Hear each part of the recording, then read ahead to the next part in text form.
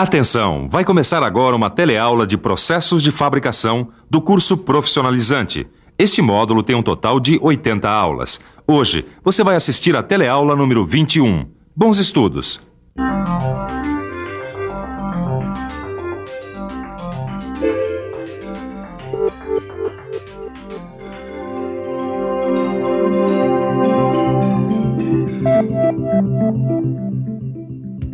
No Telecurso 2000 Profissionalizante, os processos de fabricação que você estudou até agora foram principalmente os do tipo metalúrgico, como a fundição, a laminação, a trefilação e outros. E você deve estar se perguntando, quando é que eu vou aprender os processos de fabricação utilizados para transformar um material como esse, fundido, numa peça toda cheia de detalhes como essa aqui? Pois você pode parar de se afobar, hein? Agora que você já está uma fera nos processos de fabricação que preparam a matéria-prima, está na hora de pôr de fato a mão na massa e aprender os processos mecânicos de fabricação. A partir dessa teleaula, você vai entrar em contato com a maior família dos processos de fabricação, a usinagem. Você vai conhecer toda a tecnologia que está por trás desses processos, desde os mais simples até os mais sofisticados. Nessa etapa, vão ser 40 teleaulas, que vão estar divididas em 2 livros de estudo. Você vai ver que os processos de fabricação metalúrgicos são apenas o começo da história. Depois que um material passa pela fundição, como esse aqui, por exemplo, ele precisa passar por um ou vários processos de usinagem para se transformar numa peça como essa aqui. Mas afinal de contas, o que é uma usinagem? Isso e muito mais você vai aprender nessa teleaula.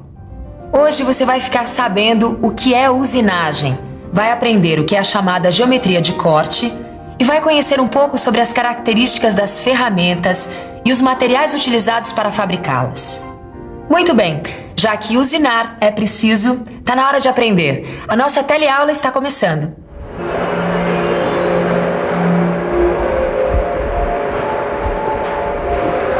Eixos, anéis, discos, rodas, engrenagens, suportes, parafusos, carcaças, enfim.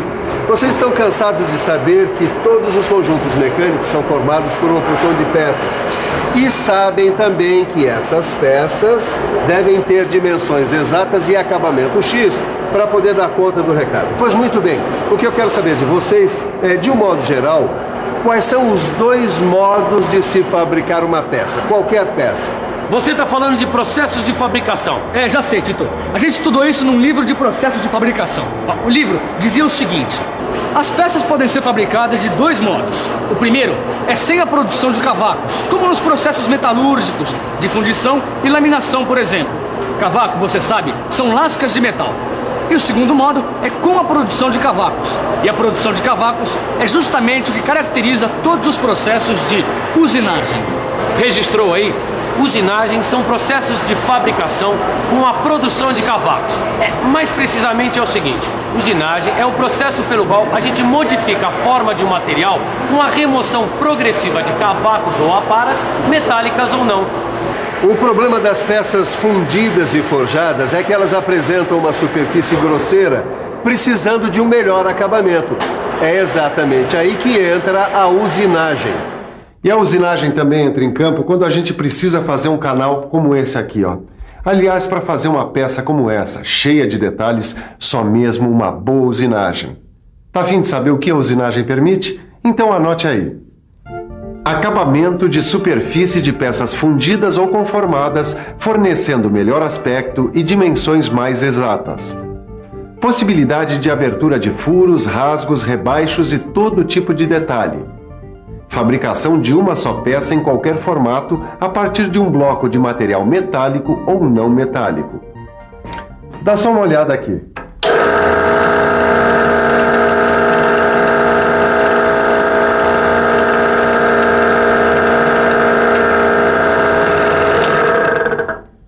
A furação produz cavaco, ou seja, trata-se de um processo de usinagem. E qualquer usinagem é basicamente um processo de cisalhamento, ou seja, a ruptura da estrutura cristalina do metal por aplicação de pressão.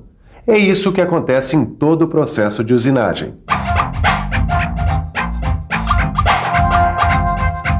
Limagem, rasqueteamento, torneamento, fresamento e retificação são algumas das operações dessa grande família que é a usinagem. Em qualquer operação de usinagem, as ferramentas são presença obrigatória. A lima, por exemplo, é uma ferramenta manual usada no processo de limagem. Já essa ferramenta aqui, olha, ela é utilizada numa máquina chamada torno, que é a máquina operatriz ou máquina ferramenta, que faz o torneamento. Mas o interessante aqui é que qualquer que seja a ferramenta, todas elas realizam o cisalhamento ou corte, como dizem os mecânicos, através de um princípio fundamental que você já viu numa das primeiras teleaulas do Telecurso 2000 Profissionalizante, a cunha. Na talhadeira, na serra, na ferramenta do torno, enfim, a cunha marca presença em todas as ferramentas de corte. E repare que a sua característica mais importante é o chamado ângulo de cunha. Quanto menor esse ângulo, mais facilidade tem a ferramenta para cortar. Tudo bem, Silva. Quanto menor o ângulo da cunha, mais a ferramenta corta. É legal. Mas também é fácil perceber que quanto mais agudo for o ângulo, menos resistente a ferramenta. Como é que é isso? Peraí, que essa eu respondo, Caio. A gente não pode esquecer que todo material oferece uma resistência ao corte. E essa resistência depende da dureza e da tenacidade que o material que vai ser cortado. Assim, a ferramenta, ela deve ter um ângulo que permita vencer essa resistência sem danificar a ferramenta.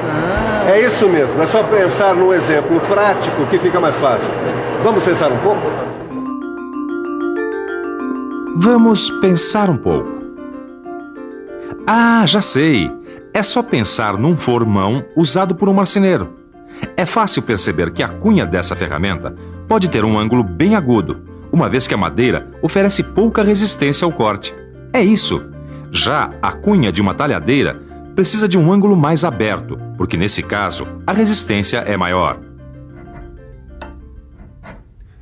Mas não fique achando que é só ter o ângulo de cunha adequado e fim de papo, não. Dá só uma olhada aqui. Essa operação chamada rasqueteamento eu posso fazer com a ferramenta nesta posição ou nessa posição aqui. É claro que existe uma posição mais indicada. Isso mesmo, a posição da ferramenta em relação à superfície que vai ser cortada também influi. O seu livro de estudos tem algumas ilustrações que mostram isso muito bem. Ah, tá aqui. Essa figura representa a ferramenta de uma plaina. Repare que existe uma área de atrito muito grande entre a ferramenta e a superfície da peça, o que não é bom. Para resolver esse problema, a ferramenta deve ser afiada, criando assim um ângulo chamado de ângulo de folga ou F. E além do ângulo de cunha C e do ângulo de folga F, tem ainda outro ângulo muito importante, que tem tudo a ver com a posição da cunha. É o ângulo de saída S. Esse ângulo de saída ou de ataque pode ser positivo, nulo ou ainda negativo. É desse ângulo de saída que vai depender o maior ou menor atrito da superfície de ataque da ferramenta. E você já sabe, quanto mais atrito, mais esquenta a ferramenta. Por isso, é importante, dependendo do material que vai ser usinado, utilizar uma ferramenta com ângulo de saída nulo ou até com ângulo de saída negativo. No seu livro de estudos, você vai encontrar mais informações sobre esse assunto. O importante, por enquanto, é saber que todas essas informações sobre ângulos é o que a gente chama de geometria de corte. E essa geometria de corte já foi mais que estudada. E assim, para cada operação de corte, os valores dos ângulos que possibilitam um melhor rendimento já foram calculados e podem ser encontrados nos manuais das ferramentas. Para começo de conversa, a ferramenta precisa ser mais dura que o metal que vai ser usinado, principalmente nas temperaturas de trabalho. É só lembrar que aumentando a velocidade de corte, a temperatura na zona de corte aumenta proporcionalmente. Assim, é importante que a ferramenta tenha dureza a quente. Se você comparar o material da ferramenta com o da peça a ser usinada, ele deve sair ganhando em resistência ao desgaste. Afinal, é a peça a ser usinada que deve perder material, e não a ferramenta. E mais, hein? O material da ferramenta deve ter um custo compatível com o trabalho a ser realizado. Um material mais caro só é usado quando compensa o seu custo com ganhos de qualidade, produtividade e competitividade. Para ter todas essas características e mais algumas, e para apresentar o desempenho esperado, a ferramenta não pode ser fabricada assim no escuro, né? Essa fabricação tem que levar em conta vários fatores. Você quer saber quais? Então fique por dentro.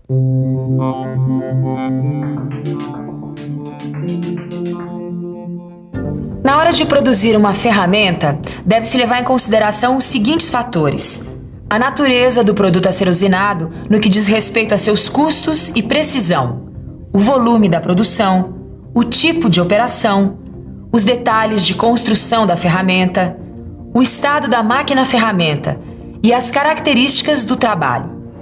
Quer dizer então que todas essas ferramentas foram fabricadas levando em consideração todos esses fatores? Claro, e mais, essas ferramentas podem ser fabricadas com vários materiais. Essa talhadeira, por exemplo, é de aço carbono. Essa broca aqui é de aço liga. Exatamente. Os aços ligas médios, como são chamados, são bons de resistência ao desgaste. Aí tem também essa ferramenta de torno aqui, que é de aço rápido. Aí de liga não ferrosa, tem alguma? Tem sim. Essa aqui, por exemplo. Tá vendo? Elas são boas pra quê, Silva? Elas são boas de se trabalhar em altas temperaturas. Dá uma olhada aqui. Essa aqui parece que tem uma espécie de pastilha presa nela. Sim. Essa é a pastilha de metal duro ou carboneto sinterizado. Agora, vocês sabem para que tipo de serviço ela é boa? Não. E você em casa quer saber? Pois então dê uma olhada no seu livro de estudos, que lá você vai encontrar informações detalhadas sobre os materiais com os quais as ferramentas são fabricadas e suas indicações. Mas antes, que tal uma boa revisada no que a gente viu hoje? E atenção, se liga aí que é hora da revisão. Na teleaula de hoje, você aprendeu que a usinagem é um processo pelo qual se modifica a forma de um material pela remoção progressiva de cavacos ou aparas. Aprendeu que as ferramentas são fundamentais nesse processo e que o corte é executado pelo princípio fundamental da cunha. Ficou sabendo o que é ângulo de folga, ângulo de cunha e ângulo de saída ou ataque, que representam o que é chamado de geometria de corte. Por último, aprendeu que para fabricar uma ferramenta é necessário levar em consideração uma série de fatores e que essas ferramentas podem ser fabricadas de vários materiais. E aí, você gostou, não é mesmo? E olha que esse só foi o primeiro passo, hein? A gente ainda tem muita usinagem pela frente. Na próxima teleaula, por exemplo, a gente vai falar sobre os parâmetros de corte. Mas para chegar até lá, sem dúvidas, é bom você dar uma boa estudada no seu livro, hein? Espero você na próxima teleaula. Tchau!